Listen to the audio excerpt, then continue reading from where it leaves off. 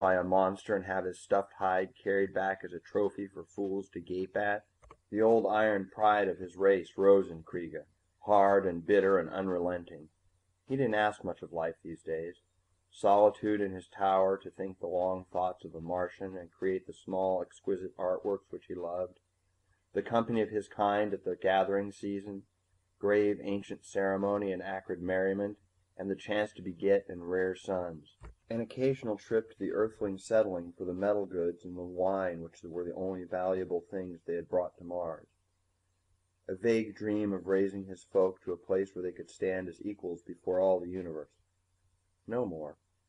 And now they would take even this from him. He rasped a curse on the human and resumed his patient work, chipping a spearhead for what punny help it could give him. The brush rustled dryly in alarm. Tiny hidden animals squeaked their terror. The desert shouted to him of the monster that strode toward his cave, but he didn't have to flee right away. Riordan sprayed the heavy metal isotope in a 10-mile circle around the old tower. He did that by night, just in case patrol craft might be snooping around. But once he had landed, he was safe. He could always claim to be peacefully exploring, hunting leapers, or some such thing. The radioactive had a half-life of about 4 days, which meant that it would be unsafe to approach for some 3 weeks, 2 at the minimum. That was time enough when the Martian was boxed in so small an area. There was no danger that he would try to cross it. The owlies had learned what radioactivity meant back when they fought the humans, and their vision, extending well into the ultraviolet, made it directly visible to them through its fluorescence, to say nothing of the wholly unhuman extra senses they had. No, Kriega would try to hide, perhaps to fight, and eventually he'd be cornered. Still, there was no use taking chances. Riordan set a timer on the boat's radio. If he didn't come back within 2 weeks to turn it off, it would emit a signal which Wispy would hear, and he'd be rescued. He checked his other equipment. He had an air suit designed for Martian conditions with a small pump operated by a power beam from the boat, to compress the atmosphere sufficiently for him to breathe it. The same unit recovered enough water from his breath so that the weight of the supplies for several days was, in Martian gravity, not too great for him to bear. He had a .45 caliber rifle built to shoot in Martian air, that was heavy enough for his purposes, and of course compass, binoculars, and sleeping bag. Pretty light equipment, but he preferred a minimum anyway. For ultimate emergencies there was a little tank of suspensine, but by turning the valve he could release it into his air system. The gas didn't exactly induce suspended animation, but it paralyzed efferent nerves and slowed the overall metabolism to a point where a man could live for weeks on one lungful of air. It was useful in surgery, and had saved the life of more than one interplanetary explorer whose oxygen system went awry. But Riordan didn't expect to have to use it. He certainly hoped he wouldn't. It would be tedious to lie fully conscious for days waiting for the automatic signal to call Wispy. He stepped out of the boat and locked it. No danger that the alley would break in if he should double back. It would take tordenite to crack that hull. He whistled to his animals. They were native beasts, long ago domesticated by the Martians and later by man. The rockhound was like a gaunt wolf, but huge-breasted and feathered, a tracker as good as any terrestrial bloodhound. The hawk had less resemblance to its counterpart of Earth. It was a bird of prey, but in the tenuous atmosphere it needed a 6-foot wingspan to lift its small body. Riordan was pleased with their training. The hound bayed, a low, quavering note which would have been muffled almost to inaudibility by the thin air in the man's plastic helmet had the suit not included microphones and amplifiers. It circled sniffing, while the hawk rose into the alien sky. Riordan did not look closely at the tower. It was a crumbling stump atop a rusty hill, unhuman and grotesque.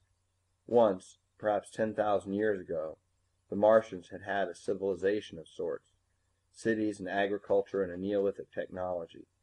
But according to their own traditions, they had achieved a union or symbiosis with the wildlife of the planet and had abandoned such mechanical aids as unnecessary. Riordan snorted.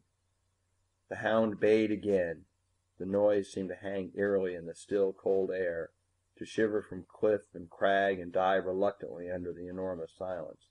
But it was a bugle call, a haughty challenge to a world grown old. Stand aside. Make way. Here comes the conqueror. The animal suddenly leapt forward. He had a scent.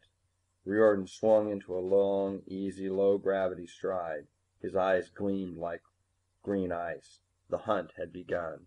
Breath sobbed in Kreega's lungs, hard and quick and raw.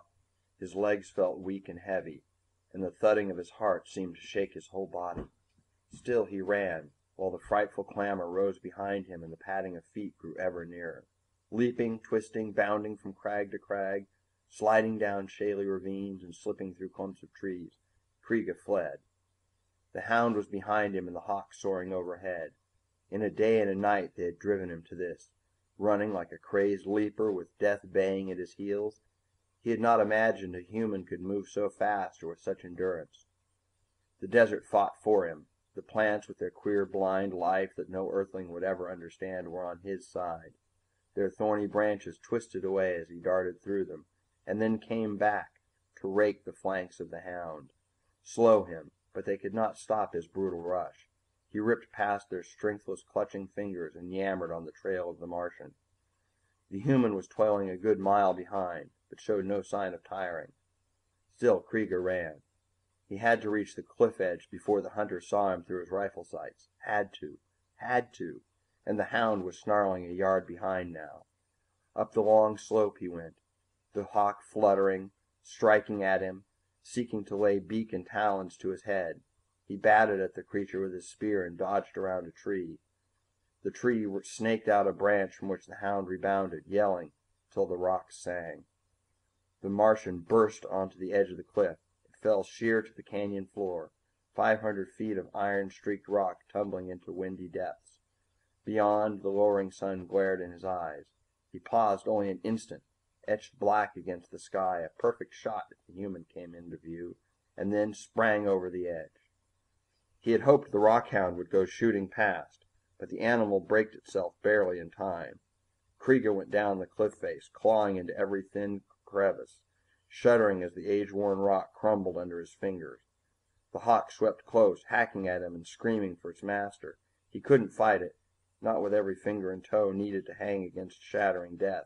But he slid along the face of the precipice into the gray-green clump of vines, and his nerves thrilled forth the appeal of the ancient symbiosis.